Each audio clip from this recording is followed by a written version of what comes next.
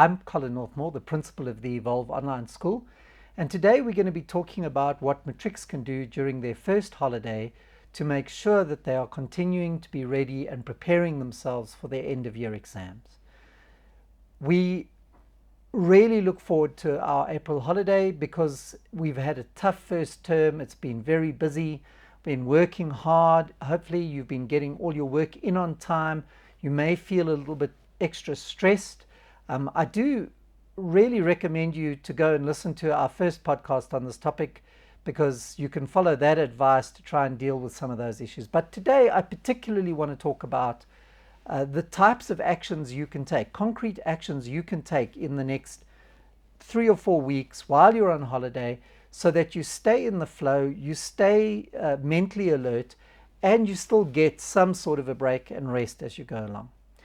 So the first thing you should do after you've had a day or two to just relax and detoxify your mind is you should sit down and have a look at your whole syllabus. By now you should have a very good idea of what the year holds for you and what the topics are that you're going to be covering during the course of this year.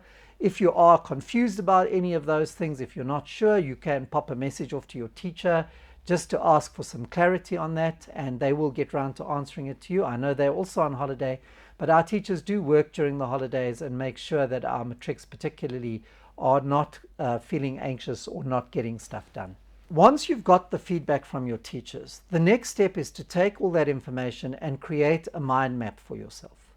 On that mind map, you need to start by putting the subject in the middle, and then the sections that you're learning about, and then the questions within those sections or the subgroups within those sections, so that you can have a nice visual representation of everything you have to learn for that subject for the rest of the year. Now you go and you color in the blocks that you've already been taught or you've already been tested on where you haven't done well, or you color in the blocks where you had work to do that you haven't yet handed in or haven't done on time. Color those in a color that will jump out at you. Use red or yellow. Make sure that it's something that jumps out at you and makes you feel uncomfortable. Then go back and color in everything that you're comfortable with, everything that you know you learned well, where you got good marks on assessments, or where you traditionally from grade 10 and 11 have a strength in that area and are not concerned about it getting in the way of you getting good results in your matric year. Color those green or blue, whatever color really suits you, a nice calming color that you look at and you think, okay, that's great. Leave the rest of them blank, and particularly if you haven't learned anything yet, in other words, if that piece of the syllabus is still coming, then just leave that one blank until you've covered it so that you can then use your color coding on your map as the year progresses. So this now becomes your plan for the rest of the year. This becomes your study guide for the rest of the year. Okay, so you've got a study guide. Your next step is to create a study plan.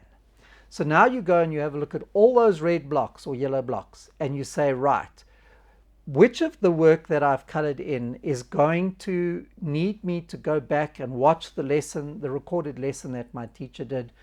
What sorts of questions do I need to ask about this in order to solve the problem or help myself understand it? Which of these blocks are red because I haven't handed work in? And slot into the next 3 weeks all of the things that you can do and when you're going to do them in order to change the color of the blocks. The idea is that by the time you get to the end of your holidays, there should be hardly any yellow or red blocks left on your curriculum plan, on your map. And that's not something that needs to take up all day, every day, unless you are incredibly far behind, which you shouldn't be. But it should just be an hour or two a day that your study plan allows you to focus in on this and get going on it. Okay. Now that's you getting yourself back up to speed and taking away the anxiety that you may feel around those things. The next thing you have to think about is extra classes. So we are delivering extra classes in the languages particularly. So there are extra Afrikaans and there are extra isiZulu classes that we are doing. You can't afford to miss those. You need to be in those classes. you need to be participating, you need to be doing any work that you get given in those classes, because those classes are all about the areas that our teachers have identified as areas of weakness that need some sort of mediation, need some sort of way in order to bring the general level of the class up. And I know that, for example, in our Afrikaans extra classes, we go over some of the poetry that you're going to be tested on at the end of the year. This is a nice low-key way for you to be able to focus in on just that one specific thing. Put the actual time of those classes into your general study plan. So don't plan to do other work on those days. Make these classes your study plan content for the day. All right. The last thing you can do, if there's lots of green on your map, you can take it to the next level. Taking it to the next level means you go and get past papers. Now, those past papers are quite freely available, but they're also available on your matric team. So if you go to the files folder of your matric team, you will find all the exam papers from the last 5 years for all of the subjects in your matric team folders, and you can go there and you can download, or you can open up one of the exams that was written in the last 5 years and start to practice writing the questions in that green section, just to verify with yourself that you're not wrong and you're not misleading yourself about the fact that you've got that particular piece waxed and you know what's going on there. So I'm not asking, and I don't expect you to write a whole paper. We're not there yet. It's not time for that yet. What is time for you to do is to just take individual questions, cherry pick them out of the paper, and just write them under exam conditions. So practice writing those questions under exam conditions. So if an exam is a 3-hour exam and has 300 marks, then it's obvious to us that you're supposed to cover 100 marks in an hour. Do the sums and say, well, if I'm practicing a 20-question mark, then I would have this much time to do this question. And put a stopwatch on, time yourself, and make sure that you try and finish that particular question within the required amount of time that you have.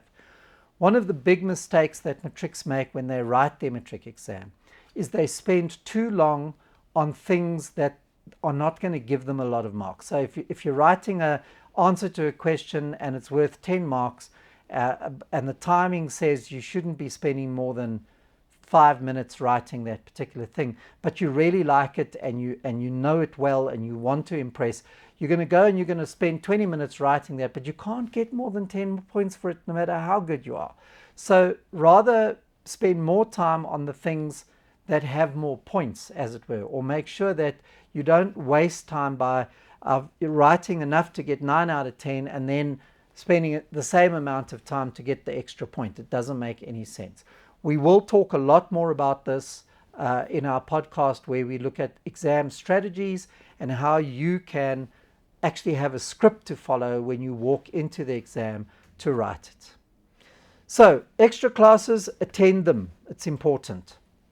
Now, there's one or two other things you can do that I think are uniquely available to you as a modern young person in our country. We have put our students into syndicates. So you should be in a learning syndicate with other children. But the syndicate that you're in will probably relate to your English or your maths class or both, and is not necessarily linked to the elective subjects that you are doing. So what you need to do, you know the kids that are in your elective class. You can talk to them through Teams, because any message you pop onto Teams, you can actually go and look up their name and write them a message on Teams. I know that many of you have already forged great relationships with one another. You're already in communication with one another on WhatsApp. But looking at your study plan, ask yourself the question, could I be studying this with somebody? So if it's red or yellow and you know that you have to put some more effort into it, see whether you can't team up with one or two other people and create a little study group for yourself. Bring the things you are read on to the study group. Let the others bring the things they're read on the study group, and work through the content together. Watch the recording of the lesson together, or read the notes together, or watch the video together, and then discuss what is a good answer to that and try rewrite it. Now, this becomes particularly useful where one of the study group has done well in that question and the other two or one of you has done poorly in that question, because then what you start to do is know if that person did well, if the teacher marked their response as a good response, then you can use their response to see what a good response looks like. What you're trying to do with the study group is recruit your friends to help you remember and learn the stuff that you need to learn better. We do well when we're working in a team like that. And it does make a much more pleasant experience. It becomes a lot more fun, a lot more social for you to be able to learn together like that. You're not an island. We are social animals, the human beings, and we really do well when we work as teams. And two brains are equal to three versus one brain plus one brain plus one brain. Two last things I want to say to you about how you can be absolutely sure to get the most out of your holiday. The first thing is, remember that it is a holiday, and schools have holidays for a reason. There is no doubt, if you read the research, that there's only a certain amount of time that you can be cognitively intensely involved in your learning before your brain reaches a point of saturation and needs a break, needs to take a breath in order to get ready to do the next thing. Shakespeare knew this. In his play Macbeth, he deliberately uses a device because he builds his audience up, he builds the tension, he builds the feelings up in his audience. And if you look at Macbeth, it gets to a point where Macbeth murders the king, King Duncan. And leading up to that, there's all kinds of things that are happening, and it's hectic, and Macbeth is wondering whether he should do it, and Lady Macbeth is telling him, stick the dagger in. And, you know, people audiences are very stressed. And in Shakespeare's time, killing the king was a cardinal sin. You would go to hell if you killed a king. So it's really an extremely difficult thing. And it culminates in the death of Duncan. It culminates in him coming along and stabbing Duncan and walking down and seeing this vision of a knife, and Lady Macbeth saying to him, you know, why did you not leave the knife, and moaning at him. And then they go off to bed. And then there's knocking at the door, at the gate of the castle. And there follows a very famous scene where the gatekeeper who goes to answer the door, jokes around. It's a funny scene, it's a comedy scene.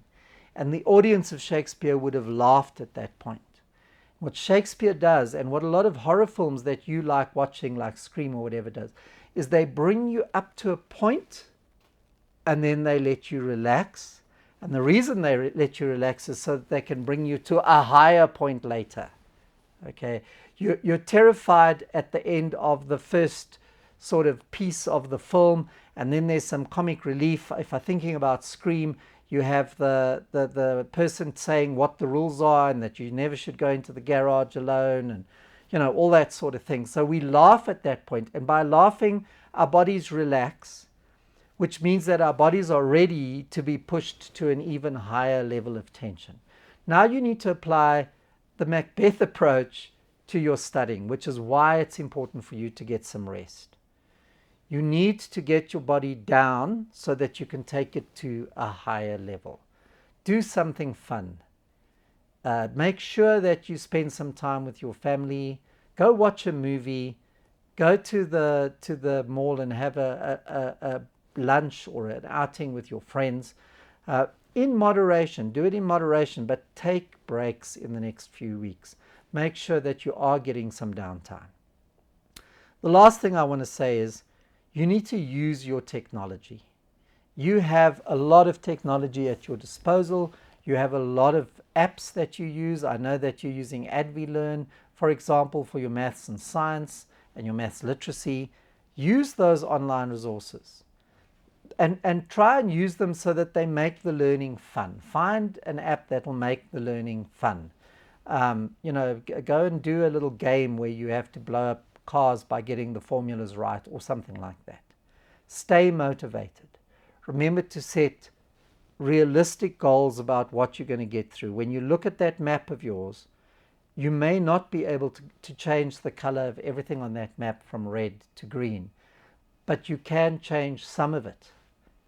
And make sure that by the end of the holidays, when you're ready to start your second term, you've had some rest, you've caught up on your work, you've closed some of your gaps, and you're ready to go on the second and effectively the last term of your matric year. If you've got other ideas that you want to share with one another, please feel free to put them in the comments.